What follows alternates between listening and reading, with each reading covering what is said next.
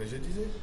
Parce qu'un entraîneur, du Mamadou Diallo di yow, quand tu mets une équipe en place et que les joueurs ne font pas le boulot qu'il faut, on dira que c'est l'entraîneur qui est mauvais. Alors que c'est les joueurs qui ont été mauvais. J'ai vu Pape Gueye porter le ballon là où il devait le donner.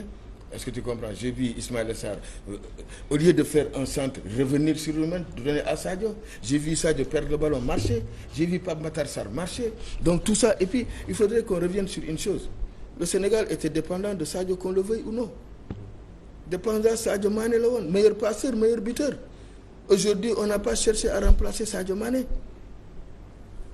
C'est ça le problème du Sénégal. Quand Sadio ne tourne pas, le Sénégal ne tourne pas.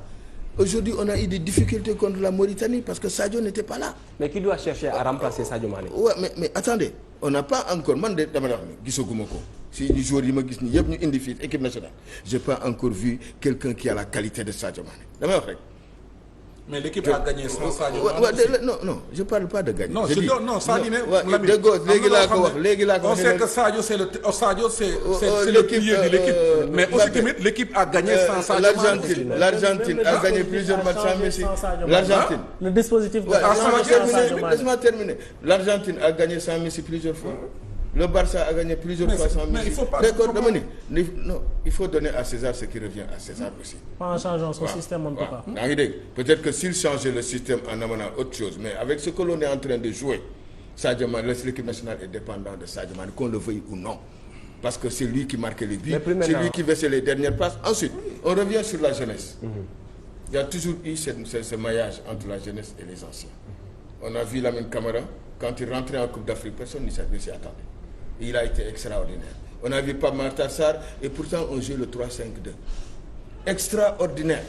Tu viens de le dire, l'équipe sénégalaise a joué à 2 à l'heure. Lamine, le 5-2, je ne suis pas du tout d'accord. Ouais, non, tu peux ne pas être d'accord. Chacun a le droit de donner son avis. Aujourd'hui, moi, en tant qu'entraîneur, moi, je privilège le 3-5-2 avec toutes les équipes que je vais jouer. Parce que je joue en phase offensive.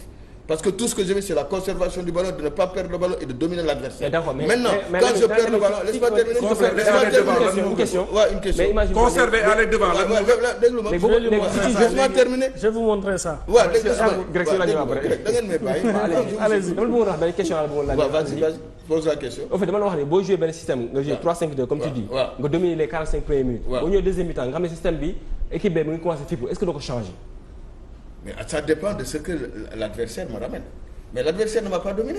Si, non, pour vous. Mais mun nga dem 5 defal nang Lamine mun nga dem 5-2. dem ba si biir sax. si nga xool match bi mu déroulé nga changé ko. En 10 minutes mën nañu changer un match de football. C'est des systèmes qui peuvent changer en 5 ans. Durant 90 minutes. Bien sûr. Mais quand un entraîneur constate, parce que c'est lui l'entraîneur, les joueurs doivent s'adapter à ce qu'il fait. Ou bien il dit aux entraîneurs, moi je ne me convoque pas. Parce que l'entraîneur il parle aux joueurs, est-ce que tu peux jouer ce poste? dugg ñëw rek ni ko jouer le poste bi. Habib Diarra, ce qui est sûr que moi que le coach lui a demandé, je vais te mettre ici, qu'est-ce que tu en penses? Il lui dit, il n'y a pas de problème coach, je peux le faire. S'il avait dit comme Mbappé a dit je ne peux pas le faire, kon entraîneur du ko def parce que du am courage def ko parce que bu boobaa bu ñu laajee Habib Diarra dina ni man wax naa entraîneur bëgg mënuma ko jouer. waaw laisse-moi terminer. Il y a deux responsabilités. waaw déglu ma rek, il y a deux responsabilités qui sont situées. Déglu ma rek, accepter de jouer à ce poste déjà.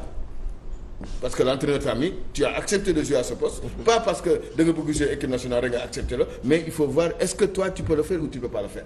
Et moi je pense qu'un numéro 10, un meneur de jeu, jouer sur le flanc, il n'y a pas plus facile. Il n'y a pas plus facile pour un numéro 10 de jouer sur le flanc. Est-ce que tu comprends? Parce qu'aujourd'hui les numéros 10 dans le football, ce sont les excentrés. Est-ce que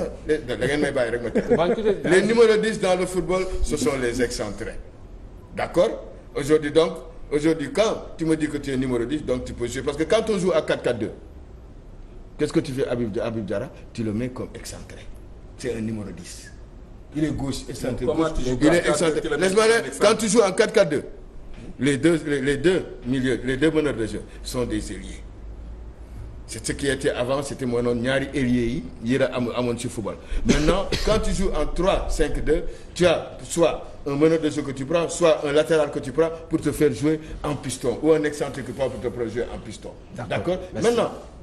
Maintenant, damay wax rek ci mala maillage boobu ma doon wax. Yaa ngi dégg, ça existe. Ñu ngi koy def. Mais aujourd'hui, Lamine Camara avait eu un carton. Vrai ou faux? am na dafa amoon carton si match yi passé il a pas joué le dernier match je pense. alors là à Monaco je pense que l'entraîneur a dit bon xëy na li mu joué wul dernier match bi naa indi Gana. donc fallait pas nous parler de fraîcheur physique. waaw laisse-moi terminer Grégoire. moom moo ko wax mais c'est son entraîneur à lui man quand un entraîneur met un classement je me dis qu'il a sa propre idée parce que man c'est pas mon idée. C'est son idée. Il a un tas de joueurs. Il a ses idées, il met ça. Maintenant, si les joueurs ne répondent pas, un jour, il perd sa place par rapport à ce qu'il fait dans un terrain. Il gagne sa place par rapport à ce qu'il fait dans un terrain. Maintenant, Aliou a vu ce qui s'est passé dans le terrain. Il sait qu'il y a des joueurs qui n'ont pas été à la hauteur. Mais il va changer de profil de joueur. Merci beaucoup.